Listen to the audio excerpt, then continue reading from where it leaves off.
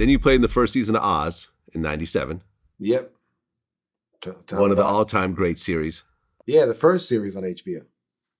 First. Oh wait, that was the first. That was the first series. Yeah. They gambled on Tom's idea and let him try a series, and that was the first one. And then after that came The Wire and Sopranos. I never realized that. Yeah. I never realized that. Okay. Yeah, Oz is dope. Yeah, I'm a huge fan. Yeah, you showed up in the first season, I guess. And in the sixth season, you had some, some roles. Yeah. Well, I died, so they couldn't bring me back to life. Then it becomes a soap opera. Right. Okay, and then that next year, in '98, that's when the Temptations miniseries came out. Right. Now, you being in the Five Heartbeats, did that sort of gateway you into being in the Temptations movie? Well, because I was in the Five Heartbeats, I met Otis Williams. And years previous to the Temptations, and he told me that he had a book and that he was making a movie deal. And that when the movie happens, he wants me to play him. And so around '98, I guess Suzanne DePass and Hallmark got together and they were going to make this movie. And so, yeah, I met with them with the blessing of Otis to play him in this movie. Right, but you didn't play Otis. No, I didn't play Otis. I didn't play Otis because they asked me, they knew that Otis wanted me to play the role. And so they were willing to, start negotiations. But before they did, they wanted to talk to me first and see what I thought I should play. And I told them, well, I probably would best serve this movie if I had played the role of David Ruffin. And they were the lead singer. And they were ecstatic. They were like, that's what we thought. We were hoping you said that. And so they told Otis, and Otis was like, I understand. And, we rolled. Okay. And I guess Otis only just showed up one time on set because it just got too real for him. Yeah, he showed up on the wrong day, man. He showed up on the day when I was doing a scene with Tammy Terrell. And it was domestic abuse scene, which actually didn't make the movie. But it was, he saw one take and he was just, nah. I can't relive this. Okay. And the standout line in that movie wasn't even in the original script. I'm assuming you're talking about ain't nobody come to see you, Otis. Yeah. No, that wasn't in the script, no. It's so odd to hear you just say it kind of like, nonchalantly like that when you're used to like the snarled, version of it. Yeah, right, exactly. But I'm not trying to do it like I did in the movie.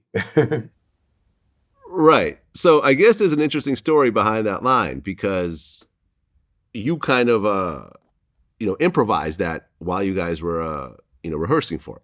Right. Can you talk about that a little bit? Yeah, I just, while we were rehearsing, I always stay in character. And so we were just doing the scene and that just came out. And the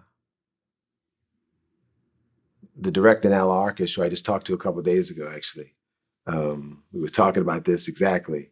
He came over, whispered to me and said, the actor who I said it to, doesn't like it when I say that.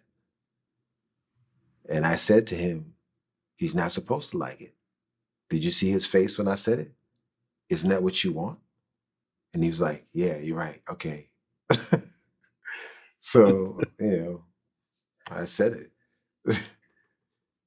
I mean, that was such an iconic scene, man, because you're sitting there with your friend all coked up and, the two other members come over, and you quit, but then you kind of don't quit, but you end up quitting pretty much.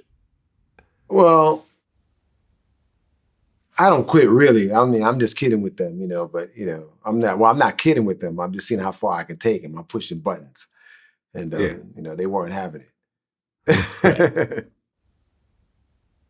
Right.